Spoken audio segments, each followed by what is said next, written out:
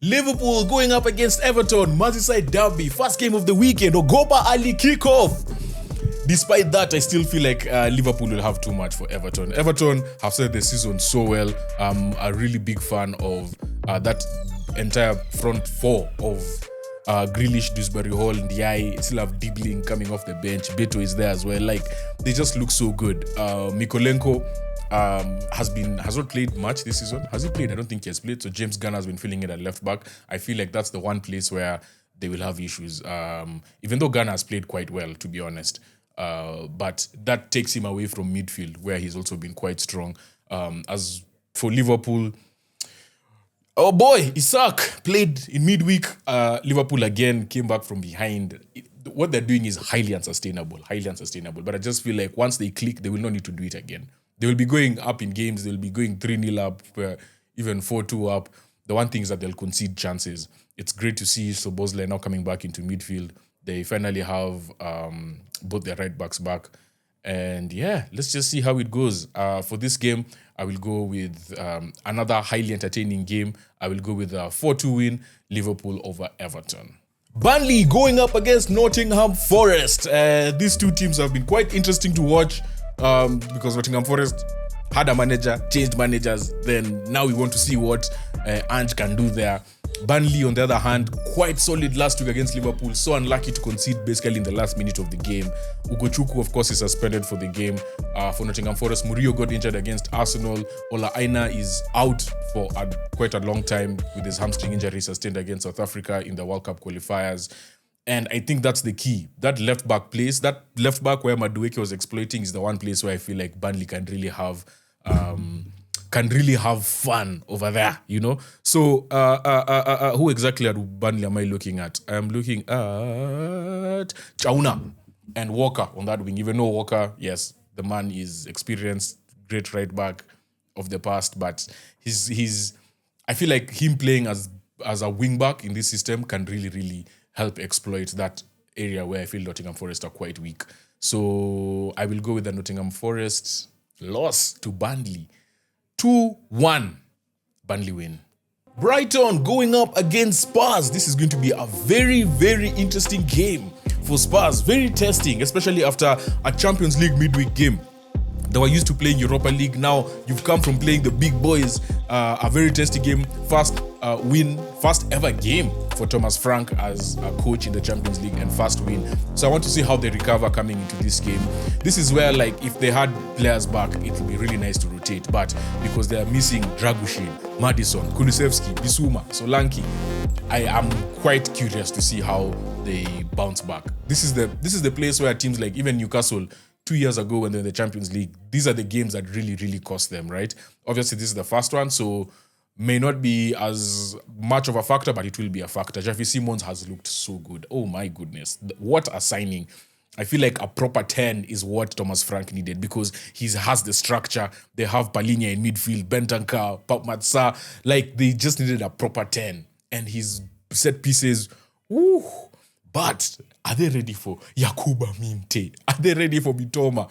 Let me tell you, Minte was so good against Kenya in that loss that I put him in my FPL. That's how highly I rate this man. And then watching him live, it's like there's just something about his power, his strength. It's just, like, that wing combination of Mitoma and Minte gives me vibes of like,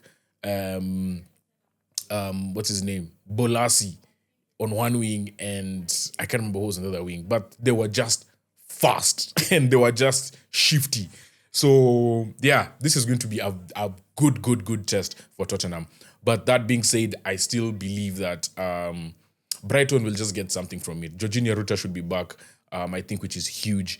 And yeah, I think Brighton will win this game 3-1 to Brighton. West Ham versus Crystal Palace, London Derby. This game, if this boy loses this game, this West Ham coach loses this game, Graham Potter, I think he's done for. Crystal Palace just playing with so much confidence, Community Shield winners, FA Cup winners. Obviously, they lost key players, but I'm seeing so much threat up front. Sarr being injured is a big blow for them, but I still feel like they pose enough threat to give West Ham problems. West Ham, I'm looking at them. I want to see more wing play. I want them to start involving Diouf a bit more. Like, that boy is... Also, I'm biased because he's in my FPL. But with that being said, I think this is a desperation match for West Ham and they will pull it out. I will go with the West Ham 2-0 win over Palace. Wolves versus Leeds. Hey, these teams, man. Guys, we need to do better. Leeds are they're just okay, man. Like, I don't know what else to say. Quite unlucky last week to concede a last-minute goal and lose 1-0 to Fulham. But they're showing me a lot more valve, a lot more confidence going forward than what Wolves is showing me. Because, man, this Wolves team, if they're not careful, this team is just going down. And they might actually be missing Strand Larsen today, which again would be a big loss. They've just lost too much firepower. They just don't have enough attacking threat. And Leeds have solidity. And they've signed experience, right? Like, just even Calvert-Lewin, of course, yeah. Everton didn't want him, but he's Premier League experience. Yeah, he's a quality player. With that being said, I'll go with the Leeds win. I'll go with the draw. I'll go with the 2-2. Wolves versus Leeds. 2-2 draw. Yeah. Manchester United versus Chelsea. At Old Trafford. Otiki kijana wangu bao mbili tena za kichwa. Before I do this recap, guys, we've been nominated for Pulse Sports Influence of the Year, so make sure you vote for us. I'll leave a link in the description and everywhere. You just vote for us. Make sure we win. With that being said, Chelsea lost against Bayern Munich. Man United didn't play, obviously, in midweek. But one thing that I want to say is that I watched this kid for the first time ever. Andre Santos, number 17 of Chelsea, and let me tell you guys something. First of all, Chelsea fans, even last year you guys were talking about Estevao. I had not seen him. Very impressed by Estevao. Then I saw Andre Santos come in. Let me tell you one thing, yeah? This Reece James experiment in midfield, I love it when you play against certain teams. Like against PSG, work to perfection. Because Reece James can actually play as a holding, but because PSG was sending people forward, or they'll bunch up like 4 people on one wing, or Dembele was playing striker and he falls back, so they like overload one wing. Malo Gusto is coming all the way up. Cucurella on the other wing is coming all the way up. So Caicedo helps Cucurella cover for him on that side. Reece James helps Malo Gusto cover on this side, which I think worked perfectly. But against Bayern, I feel like there's one thing that they got exposed. Reece James is not great with building from the back. He's very good building once we get past halfway. And I'm not saying he's bad. I'm just saying there's a certain skill that you need there. Sort of like an Alpha Onyango, Harambee Stars midfielder. You see, when he drops into that midfield, when the fullback is in trouble, and you guys saw it in the third goal, the ball was played into Malo Gusto, and it's like Reece James was not... He tried opening, but it was a bit too late. You see, as a midfielder, that needs to be instinct. That guy should never be left alone. And the one thing is that a guy like Kompany does, he tells the wingers, use the touchline as an extra defender. If you look at that sequence, it was Gnabry who was there, and it was, I want to say, Olise, if I'm not wrong. So those are wingers, and they use the touchline as an extra defender. But when this Santos kid came on, woo! I wish I could do a video. We were just so busy with trying to do KPL content, but I will do a video about this guy one day, because I just feel like he just brings something different. Snappy on the ball, not afraid to make that pass. He can go all the way forward. Him and Caicedo means Caicedo can just stay there and he becomes like a roaming midfielder. You know, like, I was so blown away by this guy. Obviously, Cole Palmer is just a beast. He would have had 2 goals in this game, but the second one was disallowed for offside, I think rightfully so. And yeah, I feel like Chelsea are just going to pose so many problems. The one thing I feel like United cannot do is that you cannot defend the way. So I feel like in moments, Bayern were a bit naive in how they defended Cole Palmer. They left him too much space on many occasions, and he was running into midfield a lot. That's the one thing you can't do. And the one weakness that United have right now is that it's not his fault, but Bruno just gets caught out a lot, right? Like, it's just not his skill set. He comes out and he gets caught out, and there's so much space at the back. Obviously, you expect in the first game, even against Arsenal, they were pushing Lenny Yoro forward. So he was covering that space if Bruno goes up. Then all of a sudden last week, when Bruno goes up against City, Euro is not coming up. So that space in the back, you can't have the best players in the world just giving them space. And you saw Doku ended up playing literally as an attacking midfielder, not as a winger. Though he was told, go to that space when this game vacates that space. So that's my biggest issue with United right now. Like, how are they going to cover those runs in behind Bruno Fernandes? And if Estevao starts against Shaw, and then it's over, guys. Chelsea are winning this game. 2-0. And this boy is on the verge of getting sacked again. But the thing about United is, when their backs are against the wall, is when you will see their true colors. So, I just hope Bruno is pushed forward. If Bruno is pushed forward, and we have Casemiro Maino in midfield, which I know won't happen, but just supposing, let's just say he's pushed forward and they play a combination of Casemiro and someone, it would be nice. Or Mason Mount. Matheus Cunha is a possibility that he could play. Martinez and Dalot are definitely out. So, yeah. Cunha is back, actually. Cunha is in the squad. So this is going to be a tough game. Yeah, so if Estevao is starting and it's Shaw and Bruno is playing in midfield, Chelsea are winning 2-0. But if Cunha plays and they push Bruno forward and you have Dogu, Mazraoui and Ahmad coming off the bench with Mbeumo and Cunha, I'm predicting Šeško to score his first goal. I am going with a 2-1 win over United if that's the case. If it's the opposite, 2-0 to Chelsea. Fulham versus Brentford, London derby. Fulham got an impressive win last time around. Brentford managed to get a late draw. This game is going to be so fascinating because I feel like it's a game of Fulham want to play really quick.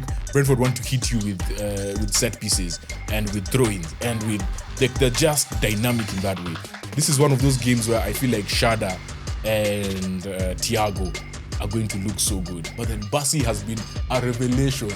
If Semenyo is my best forward, Calvin Bassi at the back has shown so much growth, so much improvement just as a player, and I'm just so proud of the guy, man. Like he has really gone to another level, in my opinion. With that being said, I still feel like Fulham might have just a bit more than Brentford, so I'll go with a 3-1 win, Fulham over Brentford. Makumi's Sunderland taking on Aston Villa. Aston Villa, the only team in the Premier League yet to score a goal. Like, do you know how wild that is? The only team in the Premier League yet to score a goal. We are in week 5. This is 2 months after the season has started. Looking at Sunderland, I think maybe the biggest Enzo Lefi is a doubt, so he might not play. But they've looked so stable. I think just having Jacques in that midfield, Sadiki and Diarra, like they just look like they have a plan and they're executing. They already have 7 points. I think 2 wins, a draw, and a loss. Yeah, they have 7 points. And one more win, you have 10 points. You are literally a quarter of the way getting 40 points after game week 5. Like, that to me is really impressive. They look like favorites to stay up, to break the trend of this thing of all teams coming up, going back down. Looking at Aston Villa really need to get something, man, from this game. Yuri Tillemans has been ruled out. Barkley ruled out, and Amadou Onana is ruled out. Their summer signing, Victor Lindelof, is a doubt, so let's see how that plays out. But I feel like they will finally get their first goal. I watched them play the Carabao Cup game, and Javier Elliott got his first goal. And Sancho was quiet until a certain point in the game. And I would love them to start either of those players, because that thing of having McGinn playing in midfield and then when you make subs, you move him to the wing, he's just not cut out for it. He'll do the job because he's captain and he atajituma. But just a middle three of like Javi Elliott, Rogers, and Sancho. But with that being said, I still feel like Sunderland will win this game, because Aston Villa also have eyes on the Europa League this coming week. So there's going to be a bit of rotation, not too much. They play on Thursday, so they have a few days to rest. But I will still go for Makumi's team, Sunderland, to win this game 1-0 over Aston Villa. No, not 1-0. Aston Villa will score their first goal. So 2-1. Bournemouth taking on Newcastle. This is going to be one of the most entertaining games of the weekend. Simply because Bournemouth are on. They have Semenyo. Semenyo is here. What else are we talking about? Semenyo is the best player in the Premier League at this moment. Yeah, I am biased because I have shares. Semenyo shares. Business is booming. Business is booming, guys. Brooks, Evan Nilsson up front, Tavernier playing in midfield. So they've sort of switched to like a 4-3-3 this season. Not really switched, but it morphs into that, right? So sometimes a 4-2-3-1, 4-3-3. Truffert, the left back, has been quite impressive in my opinion. Like, I feel like he's made them not miss Kakes, and to an extent, I still feel Kakes is the better player. But for this team, I think Truffert is an upgrade because Truffert has size. So if you look at what Kakes is being done for at Liverpool, teams are realizing that we can really muscle this guy. We can get him into foul trouble early.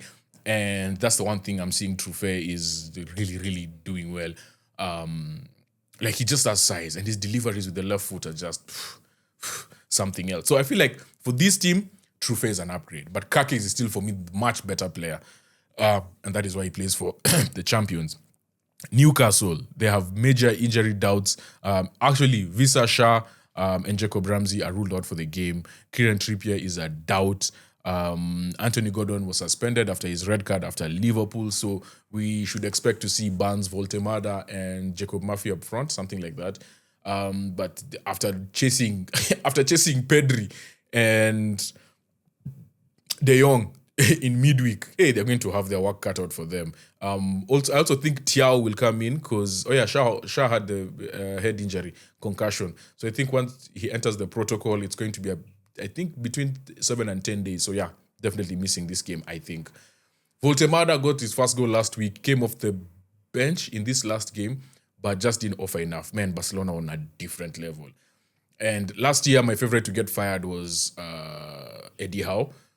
He proved me wrong, got this team to the Champions League, so I will not disrespect him like that. But the one thing I'll say is, even in that Barcelona game, like, I really see why I said that. I really see why I said he should be fired, because there are times when they were just flat and and the thing is, you have an amazing home crowd, but then again, it's Barcelona. Like, what else can you really do? And Voltemada was not going to start this game. The guy didn't play that much. You've just made him as a new signing. So, like, there's still a lot that he has to work on this team. So I'll be fair to him. He has things to work on with the team. But that defensive solidity that we're used to is the one thing that we didn't see against Barcelona.